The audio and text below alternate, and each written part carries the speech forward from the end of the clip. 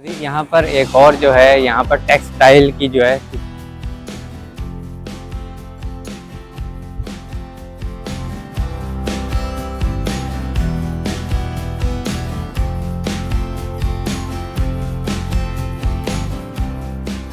ये आप देख सकते हैं, ये यहाँ पर जो है हैवी मशीनरी जो है